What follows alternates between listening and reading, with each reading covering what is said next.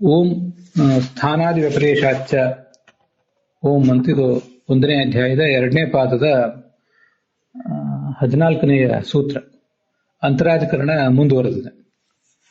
ಅಲ್ಲಿ ತತ್ವಪ್ರಕಾಶಿಕ ನೋಡೋಣ. ಈಗ ಯುಕ್ತ್ಯಂತರೇಣ ವಿಷ್ಣೋ ಚಕ್ಷುರಂತಸ್ಥತ್ವಂ ಸಾಧಯತ್ ಸೂತ್ರಮುಪನ್ಯಾಸ ವ್ಯಾಚಷ್ಟೆ. ಜೈತೀರ್ಥರು ಹೇಳ್ತಾರೆ, ಆಚಾರ್ಯರು ಸೂತ್ರವನ್ನ ತೋರಿಸಿ ವ್ಯಾಖ್ಯಾನ ಮಾಡ್ತಾ ಇದ್ದಾರೆ.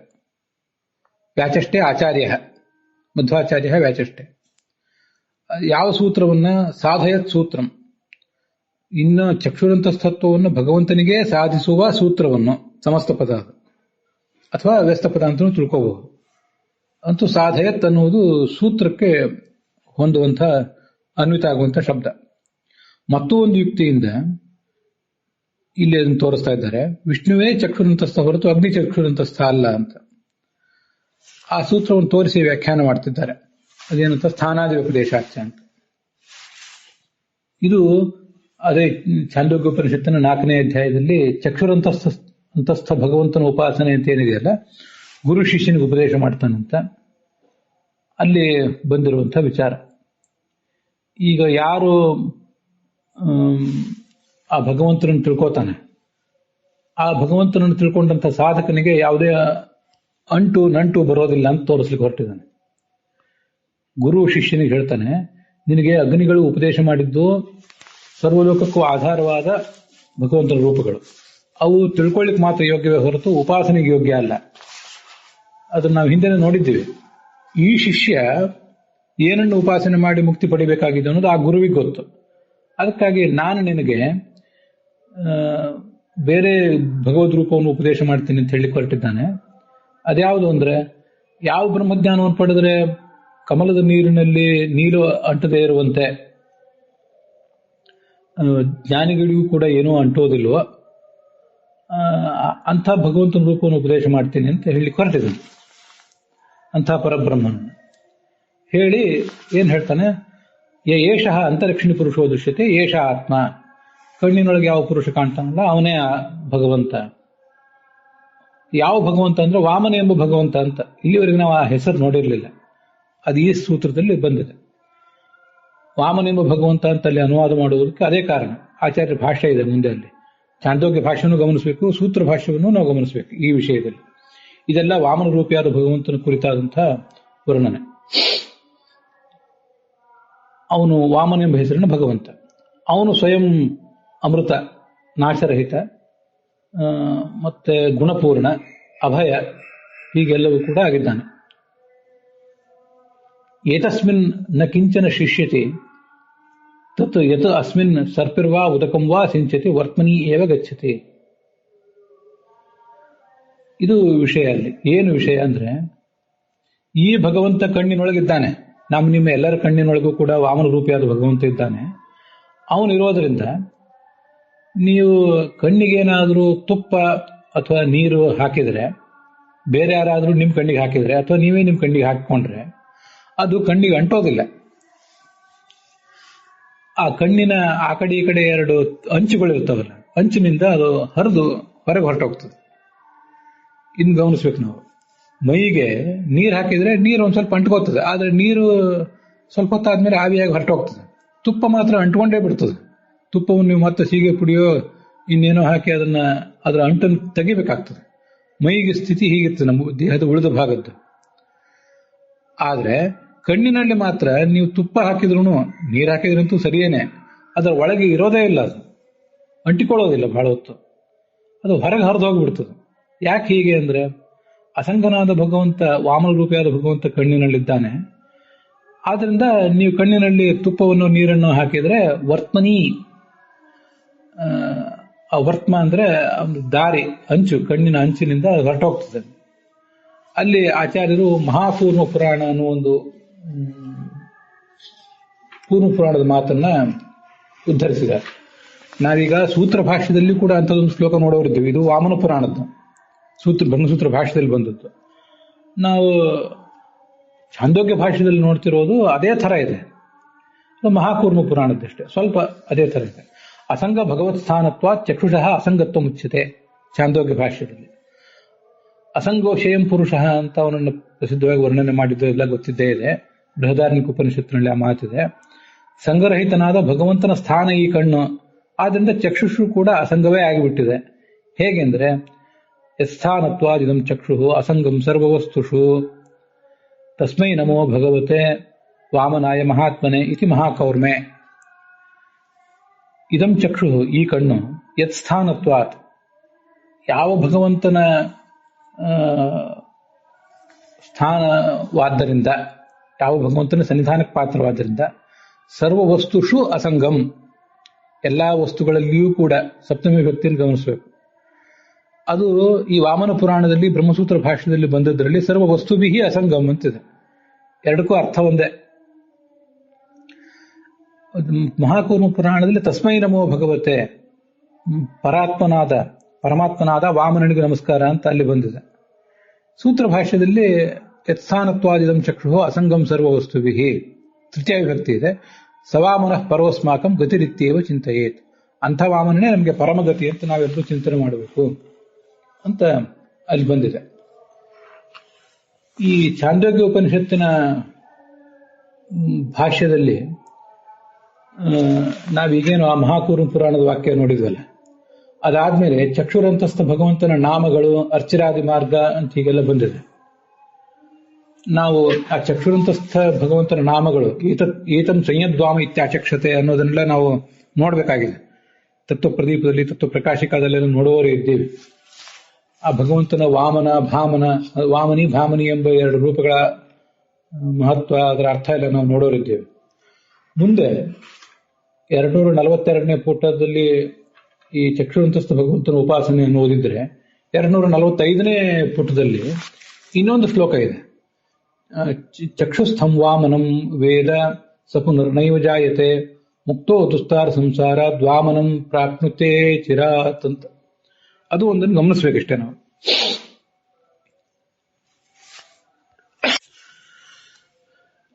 ಚಕ್ಷುಸ್ಥಂ ವಾಮನಂ ವೇದ, ಯಾರು ಚಕ್ಷುರಿಂದ್ರಿಯದಲ್ಲಿ ಇರುವಂತಹ ವಾಮನ ರೂಪವಾದ ಭಗವಂತನನ್ನು ತಿಳ್ಕೊತಾನೆ, ಅವನು ಮತ್ತೆ ಹುಟ್ಟೋದಿಲ್ಲ.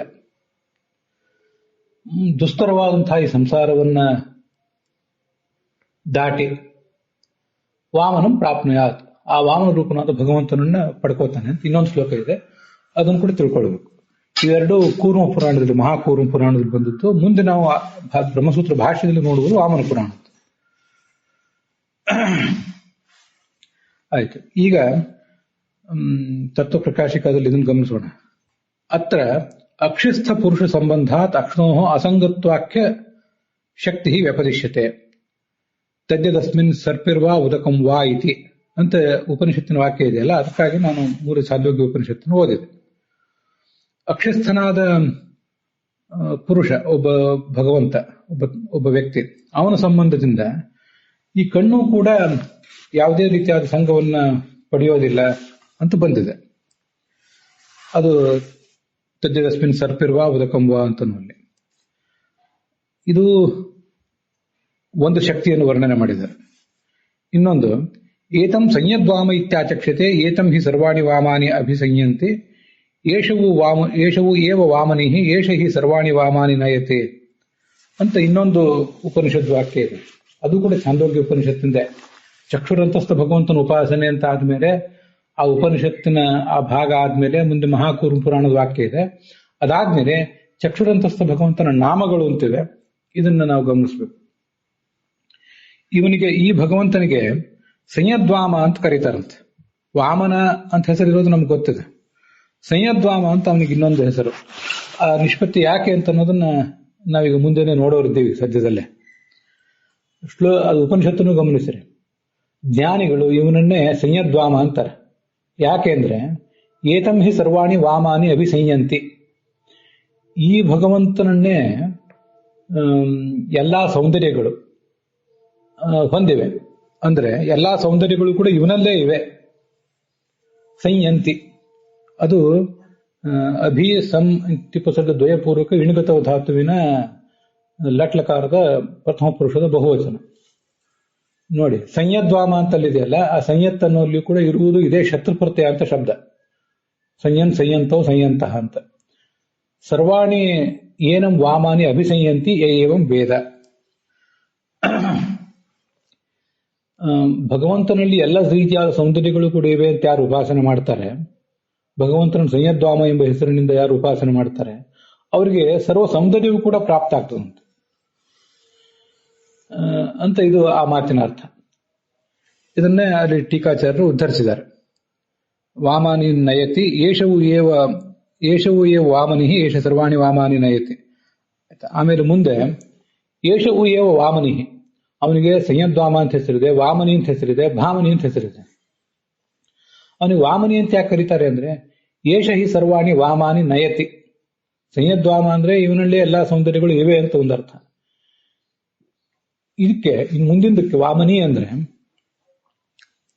ವಾಮನಿ ಅನ್ನೋ ಶಬ್ದವನ್ನು ಅರ್ಥ ಮಾಡ್ಕೊಳ್ಳೋಕ್ಕಿಂತ ಮುಂಚೆ ವಿಷ್ಣು ಸಹಸ್ರನಾಮದಲ್ಲಿ ಗ್ರಾಮಣಿ ಅಂತ ಬಂದಿದೆಯಲ್ಲ, ಅದನ್ನೊಂದ್ಸರಿ ನಾವು ನೆನಪು ಮಾಡ್ಕೊಂಡ್ರೆ ಇದು ಹೇಗೆ ಅಂತ ಗೊತ್ತಾಗ್ತದೆ.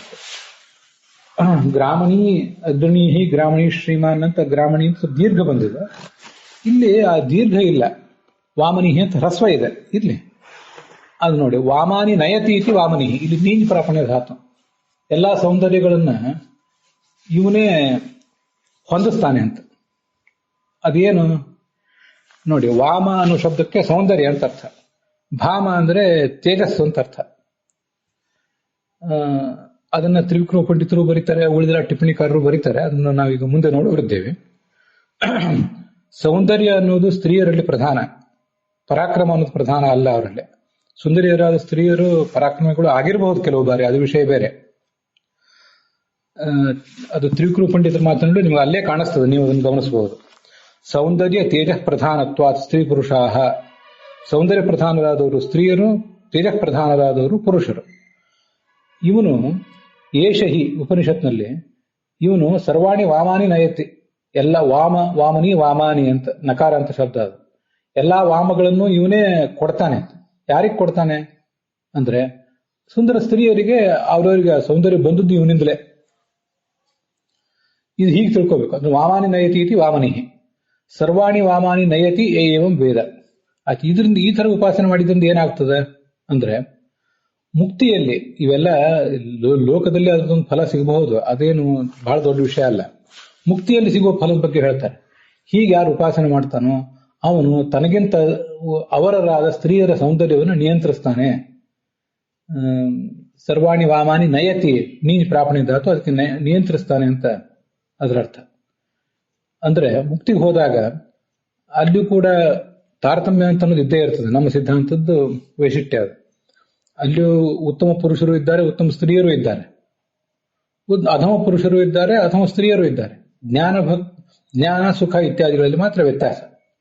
ಇವನಿಗಿಂತ ಕಡಿಮೆ ಸ್ತ್ರೀಯರ ಅಥವಾ ಇವನ ಪತ್ನಿ ಮೊದಲಾದವರು ಯಾರು ಇರ್ತಾರಲ್ಲ, ಇವನ ದಾಸಿಯರು ಮೊದಲಾದವರು, ಅವರ ಸೌಂದರ್ಯ ಇವನ ಅಧೀನವಾಗಿರ್ತದೆ ಅಂತ ಅದರ ತಾತ್ಪರ್ಯ. ಅಧೀನವಾಗಿರುವುದು ಅಂದ್ರೆ ಏನು? ಅವ್ರು ಯಾರು ಅಲ್ಲಿ ಹೆಚ್ಚು ಹೇಳಲಿಲ್ಲ, ನೀವು ಜಿಜ್ಞಾಸೆ ಮಾಡ್ತಿದ್ದೀರಿ ಅದರಿಂದ ಹೇಳ್ತಿದ್ದೀನಿ. ಮುಕ್ತಿಯಲ್ಲಿಯೂ ಕೂಡ ಸ್ತ್ರೀ ಪುರುಷರ ನಡುವಿನ ಒಂದು ಸಂಬಂಧ ಇದ್ದೇ ಇರ್ತದೆ ಅಂತ ನಾವು ಬೇಕಾಷ್ಟು ಕಡೆ ನೋಡಿದ್ದೇವೆ. ಚಾಂದೋಗ್ಯೋಪನಿಷತ್ನಲ್ಲೇ ಬರ್ತದೆ. ಮತ್ತೆ ಮಧ್ವವಿಜಯ ಮೊದಲಾದ ಗ್ರಂಥಗಳಲ್ಲೂ ಕೂಡ ಅದು ಬಂದಿದೆ, ವಾಯುಸ್ಥಿತಿಯಲ್ಲೂ ಕೂಡ ಬಂದಿದೆ ಅದು ಸಂಸಾರ. ಮುಕ್ತಿಯಲ್ಲಿ ನಮಗೆ ಸ್ವರೂಪ ಸುಖ ಏನಿದೆಯಲ್ಲ ಅದು ವ್ಯಕ್ತ ಆಗುವುದು ಇಂಥ ಕ್ರಿಯೆಗಳ ಮೂಲಕ ಅಂತ. ಅಲ್ಲಿ ಇವರ ಸೌಂದರ್ಯ ಅಂತ ಅನ್ನೋದು ತನಗಿಂತ ಅವರರು ಅಂದ್ರೆ ಕೆಳಗಿನವರು, ಅವರ ಸೌಂದರ್ಯ ಇವನು ಅಧೀನವಾಗಿರ್ತದೆ ಅಂದ್ರೆ ಇವನು ಆ ಸೌಂದರ್ಯವನ್ನು ಅನುಭವಿಸ್ತಾನೆ ಅಂತ ಅರ್ಥ. ಅವನ ಪತ್ನಿ ಆಗಿದ್ರೆ ಅಂತ ಈಗ ಅರ್ಥ ತಿಳ್ಕೋಬೇಕು. ಅಲ್ಲಿ ಬೇರೆ ಯಾರೋ ದಾಸಿಯರು ಮೊದಲಾದವರಾಗಿದ್ರೆ ಅದು ಅವರ ಅಧೀನ ಆಗಿರುವುದು ಅಂದ್ರೆ ಅವರು ಇವನಿಗೆ ಸೇವಾ ಮಾಡ್ತಾರೆ. ಅಲ್ಲಿ ಒಂದು ವಿಷಯ ನಾವು ತಿಳ್ಕೊಳ್ಬೇಕು. ಮಧ್ವವಿಜಯದಲ್ಲಿ ಒಂದಿಷ್ಟು ಬಂದಿದೆ. ಪತಿ ಪತ್ನಿಯರು ಪರಸ್ಪರ ನಿಷ್ಠರಾಗಿರ್ತಾರೆ. ನಚ ಪ್ರತಿಕಾಮಿನಿ ಕಲಹತಃ ಪ್ರತಿಕಾಮಿನಿ, ಇವನು ಯಾರೋ ಬೇರೆ ಸ್ತ್ರೀಯನ್ನ ಹತ್ರ ಹೋದ, ಅವಳು ಯಾರೋ ಬೇರೆ ಪುರುಷನ ಹತ್ರ ಹೋದ್ರು ಅಂತ ಹೀಗೆ ಕಲಹ ಮುನಿಸು ಇದೆಲ್ಲ ಇರೋದಿಲ್ಲ ಅಂತ ಅಲ್ಲಿ ಬಂದಿದೆ. ಅದರಿಂದ ತನ್ನದೇ ಹೆಂಡತಿ ತನ್ನದೇ ಗಂಡನ ಜೊತೆ ಅವರು ಸುಖ ಅನುಭವಿಸ್ತಾರೆ. ಆ ಗಂಡನ ಅಧೀನವಾಗಿರ್ತದೆ ಹೆಂಡತಿಯ ಸೌಂದರ್ಯ. ದಾಸಿಯರಾಗಿದ್ರೆ ಅವರು ಇವನಿಗೆ ದಾಸಿಯರು ಅಂತ ಅನ್ಸ್ಕೊಂಡಿರ್ತಾರೆ ಅಷ್ಟೇ, ಆ ದೃಷ್ಟಿಯಿಂದ ಮಾತ್ರ ಅಧೀನ. ಹೊರತು ಅವನು ಅವರನ್ನ ಸೆಕ್ಸುವಲಿ ಉಪಯೋಗ ಮಾಡ್ಕೋತಾನೆ ಅಂತ ಹೇಳಬೇಕಾಗಿಲ್ಲ. ಸೆಕ್ಸುವಲಿ ಅವನು ಉಪಯೋಗ ಮಾಡಿಕೊಳ್ಳುವುದು ತನ್ನ ಹೆಂಡತಿಯ ಸೌಂದರ್ಯವನ್ನು. ಉಳಿದು ದಾಸಿಯರಿದ್ರೆ ಅವರ ಸೌಂದರ್ಯ, ಅವರ ವ್ಯಕ್ತಿತ್ವ ಎಲ್ಲವೂ ಕೂಡ ಅವನ ಅಧೀನವಾಗಿರ್ತದೆ. ಅವರೇ ಅವನ ಅಧೀನ ಆದ್ರಿಂದ ಅದು ಕೂಡ ಅಧೀನವಾಗಿರ್ತದೆ. ಹಾಗಾದ್ರೆ ಅವರು ಅಧೀನರಾದವ್ರು ಏನು ಮಾಡ್ತಾರೆ ಅಂದ್ರೆ, ಅಲ್ಲಿ ಪುರುಷರಾದವರು ಸ್ತ್ರೀಯರಾದವರು ಯಾರೇ ಕೂಡ ನಮ್ಮ ಅಂದ್ರೆ ಮುಕ್ತಿಗೆ ಹೋದಂಥ ಒಬ್ಬ ಪುರುಷನ ಅಧೀನರಾಗಿದ್ರೆ ಅವ್ರು ಸೇವಾ ಮಾಡ್ತಾರಷ್ಟೇ. ಅವ್ರನ್ನ ಎಲ್ಲರೂ ಕೂಡ ತಮ್ಮ ಹಿರಿಯರು ಸೇವಾ ಮಾಡ್ತಾರೆ. ಇವನ್ ಕಿರಿಯರಾದವರು ಸೇವಾ ಮಾಡ್ತಾರೆ. ಹೀಗೆ ಅಧೀನರಾಗಿರ್ತಾರೆ. ಅವರ ಎಲ್ಲ ಗುಣಗಳು ಕೂಡ ಅಧೀನವಾಗಿರ್ತವೆ, ಸೌಂದರ್ಯವೂ ಅಧೀನವಾಗಿರ್ತದೆ ಅಂತ ಇಷ್ಟೇ ಅರ್ಥ. ಭಗವಂತನ ಈ 5ನೇ ಅವತಾರ ಇದೆಯಲ್ಲ ವಾಮನ ಅಂತ, ಅವನನ್ನು ಕೂಡ ವಾಮನ ಅಂತ ಯಾಕೆ ಹೇಳ್ತಾರೆ ಅಂದ್ರೆ, ವಾಮನತ್ವಾಚ ವಾಮನ, ವಾಮನ ತುಂಬಾ ಕುಳ್ಳನಾದ್ದರಿಂದ ಅವನು ವಾಮನ ಅಂತ ಹೇಳ್ತಾರೆ. ಅದಲ್ಲದೇನೆ ಸುಂದರ ಅಂತ ಇನ್ನೊಂದು ಅರ್ಥನೂ ಕೂಡ ಇದ್ದೇ ಇದೆ. ಅವನಷ್ಟು ಸುಂದರ ಆಗಿದ್ದ ಅಂತ ವಾಮನ ಪುರಾಣದಲ್ಲೇ ಇದೆ. ಬಲಿಚಕ್ರವರ್ತಿಯ ಮಗಳು ರತ್ನಮಾಲಾ ಅನ್ನೋಳಿಗೆ ಅವನ ಸೌಂದರ್ಯ ನೋಡಿ ನನ್ನ ಮಗುವಾಗಿದ್ದು ಚೆನ್ನಾಗಿರ್ತಿತ್ತು, ನಾನು ಇವ್ನಿಗೆ ಹಾಲು ಕೊಡಿಸಬಹುದಿತ್ತು ಅಂತ ಆಲೋಚನೆ ಮಾಡಿದ್ಲು ಅಂತ. ಮುಂದೆ ಅವಳು ಪೂತನೆ ದೇಹದಲ್ಲಿ ಬಂದು ಕೂತ್ಕೊಂಡಿದ್ಲು ಅಂತ ಇದೆ. ಅದರಿಂದ ವಾಮನ ಅಂದಕ್ಕೆ ಸೌಂದರ್ಯ ಅಂತನೂ ಅರ್ಥ. ಅದರಿಂದ ರುದ್ರದೇವನನ್ನ ವಾಮದೇವ ಅಂತ ಹೇಳ್ತಾರೆ. ತುಂಬಾ ಸುಂದರನಾದಂಥ ದೇವ ಅಂತ ಅದಕ್ಕರ್ಥ. ವಾಮನ ಅಂದ್ರೆ ಕುಳ್ಳ ಅಂತನೂ ಅರ್ಥ ಹೌದು, ಇನ್ನೊಂದು ಈ ಅರ್ಥನೂ ಹೌದು. ಏಷವು ಏವ ಭಾಮನಿ, ಅವನಿಗೆ ಭಾಮನಿ ಅಂತ ಇನ್ನೊಂದು ಹೆಸರಿದೆ. ಏಷ ಹಿ ಸರ್ವೇಷು ಲೋಕೇಶು ಭಾತಿ, ಇವನು ಎಲ್ಲಾ ಲೋಕಗಳಲ್ಲೂ ಕೂಡ ಪ್ರಕಾಶಿಸ್ತಾ ಇದ್ದಾನೆ. ಇದು ನೋಡಿ, ಇದು ಭಾಮನಿ ಅಂತ ಅನ್ನೋದಕ್ಕೆ ಇನ್ನೊಂದು ಅರ್ಥ ಇದೆ. ಭಾಮ ಅಂದ್ರೆ ಗಂಡಸರ ಚೇರಸ್ಸು, ಅದನ್ನ ನೀನು ಮುನ್ನಡೆಸ್ತಾನೆ. ನೀವು ಭಾವದೀಪ ಟಿಪ್ಪಣಿಯಲ್ಲಿ 773ನೇ ಪುಟದಲ್ಲಿ ಅದನ್ನು ಕೊಟ್ಟಿದ್ದಾರೆ. ಏತಮಿತಿ ಅಂತ ಬಂದಿದೆ ಅಲ್ಲಿ ನೋಡಿ. ವಾಮಾನಿ ಸುಂದರಾಣಿ ವಾಮನಿಹಿ ಸೌಂದರ್ಯ ಪ್ರಧಾನ ಸ್ತ್ರೀ ನೇತ. ವಾಮ ಅಂದ್ರೆ ಸುಂದರ ಅಂತ ಅರ್ಥ. ವಾಮನಿ ಅಂದ್ರೆ ಸೌಂದರ್ಯ ಪ್ರಧಾನರಾದಂತಹ ಸ್ತ್ರೀಯರನ್ನ ಮುನ್ನಡೆಸುವವನು. ಭಾಮನಿ ಅಂದ್ರೆ ತೇಜ ಪ್ರಧಾನರಾದಂತಹ ಪುರುಷರನ್ನು ಮುನ್ನಡೆಸುವವನು ಅಂತ ಇನ್ನೊಂದು ಅರ್ಥ. ಅದು ಭಾಮನಿ ಅನ್ನೋ ಶಬ್ದಕ್ಕೆ ಅರ್ಥ. ಅದಾದ್ಮೇಲೆ ಸರ್ವಲೋಕೇಶು ಭಾತಿ ಇತಿ ಭಾಮನಿ ಇನ್ನೊಂದು ಅರ್ಥ. ಇದು ಎಲ್ಲಾ ಲೋಕಗಳಲ್ಲೂ ಕೂಡ ಪ್ರಕಾಶಿಸ್ತಾ ಇದ್ದಾನೆ ಅಂತ ಅದು ಮತ್ತೊಂದು ಅರ್ಥ. ಅದನ್ನು ಕೂಡ ಉಪನಿಷತ್ನಲ್ಲೇ ಹೇಳಿದ್ದಾರೆ. ಭಾಮನಿ ಅಂತ ಅನ್ನೋದಕ್ಕೆ ಅದು ಮತ್ತೊಂದು ಅರ್ಥ ಅಷ್ಟೆ. ಇಲ್ಲಿ ವಾಮನಿಹಿ ಭಾಮನಿಹಿ ಅಂತ ಈಗ ಬಂತಲ್ಲ, ನಾವು ಇನ್ನೊಂದು ಅಂಶ ಗಮನಿಸಲಿಲ್ಲ. ಅವರು ಇವನನ್ನ ವಾಮನಿ ಅಂತ ಹೇಳ್ತಾರೆ. ಏತಂ ಹಿ ಸರ್ವಾಣಿ ವಾಮಾನಿ ಅಭಿಸಂಯಂತೆ, ಇವನಲ್ಲೇ ಎಲ್ಲಾ ವಾಮಗಳು ಕೂಡ ಇವೆ ಅಂತ ಬಂತಲ್ಲ ಅಲ್ಲಿ ಮೊದಲನೇ ವಾಕ್ಯದಲ್ಲಿ. ಎಲ್ಲಾ ಸೌಂದರ್ಯಗಳು ಕೂಡ ಇವನಲ್ಲೇ ಇವೆ ಅಂತ. ಪರಮಾತ್ಮನಲ್ಲಿ ಎಲ್ಲಾ ಸೌಂದರ್ಯಗಳು ಕೂಡ ಇವೆ ಅಂತಂದ್ರೆ ಪರಮಾತ್ಮನ ಸ್ವರೂಪ ಅಂತನೂ ತುಂಬಾ ವಿಚಿತ್ರವಾದದ್ದು. ಅವನಲ್ಲಿ ನರಸಿಂಹ ವರಾಹ ಇತ್ಯಾದಿ ರೂಪದಲ್ಲಿ ಕಠೋರತೆ ಉಗ್ರತೆಯೂ ಇದೆ. ಹಾಗೆ ಒಂದು ಕೌಮಲವಾದಂತಹ ಸೌಂದರ್ಯವೂ ಕೂಡ ಅವನಲ್ಲಿ ಕೃಷ್ಣ ರಾಮ ಇತ್ಯಾದಿ ರೂಪದಲ್ಲಿ ಇದ್ದೇ ಇದೆ. ಮತ್ತೆ ವಿಶೇಷವಾಗಿ ಸ್ತ್ರೀ ರೂಪವೇ ಅವನಿಗಿದೆ. ಆದ್ರಿಂದ ಏತಂ ಹಿ ಸರ್ವಾಣಿ ವಾಮಾನಿ ಅಭಿಸಂಯಂತೆ ಅಂದ್ರೆ ಕೋಮಲವಾದ ಸೌಂದರ್ಯ ಎಲ್ಲವೂ ಕೂಡ ಸೌಂದರ್ಯದ ಎಲ್ಲ ಸೌಂದರ್ಯಗಳು ಅಂದ್ರೆ ಸೌಂದರ್ಯದ ಎಲ್ಲ ಪಾಯಿಂಟ್ಗಳು ಅಂತ ಅರ್ಥ. ನಾನು ಹೆಚ್ಚು ವಿವರಣೆ ಮಾಡೋದಿಲ್ಲ. ಯಾವ್ಯಾವ ಅಂಗಾಂಗ ಹೇಗೆ ಇರಬೇಕೋ ಹಾಗೆ ಎಲ್ಲಾ ಸೌಂದರ್ಯದ ಪಾಯಿಂಟ್ಗಳು ಇವನಲ್ಲಿವೆ ಅಂತ ಅದರ ಅರ್ಥ. ಭಗವಂತನನ್ನು ಹೀಗೆ ಸುಂದರಾದ ನೀವು ಉಪಾಸನೆ ಮಾಡಿದರೆ ನಿಮಗೂ ಸರ್ವ ಸೌಂದರ್ಯ ಬರ್ತದೆ. ನಿಮ್ಮ ಕೆಳಗಿನವರು ನಿಮ್ಮ ಅಧೀನರಾಗ್ತಾರೆ, ಅದರಲ್ಲೇ ವಿಷಯ ಬೇರೆ. ನಿಮಗಂತೂ ಮುಕ್ತಿಯಲ್ಲಿ ಹೋದಾಗ ಮತ್ತೆ ಇಲ್ಲಿಯೂ ಕೂಡ ತಮ್ಮ ಯಥಾಯಥಾಪಾಸತೆ ತದೇವ ಹೋತಿ ಅಂತ ಬಂದಿರೋದ್ರಿಂದ ನಿಮಗೂ ಆ ಥರದ ದೈಹಿಕ ಸೌಂದರ್ಯ ಮಾನಸಿಕ ಸೌಂದರ್ಯ ಈ ಜಗತ್ತಿನಲ್ಲೂ ಪ್ರಾಪ್ತ ಆಗ್ತದೆ, ಮುಕ್ತಿಯಲ್ಲೂ ನಾಳೆ ಅದು ಸಿಗ್ತದೆ. ಅದನ್ನು ಕೂಡ ಗಮನಿಸಬೇಕು. ಭಗವಂತನ ಸ್ತ್ರೀರೂಪದ ವರ್ಣನೂ ಕೂಡ ಅಲ್ಲಿದೆ. ಅದರೊಂದಿಗೆ ಇವತ್ತಿನ ವಿಭಾಗ ಸಮಾಪ್ತ ಆಗಿದೆ.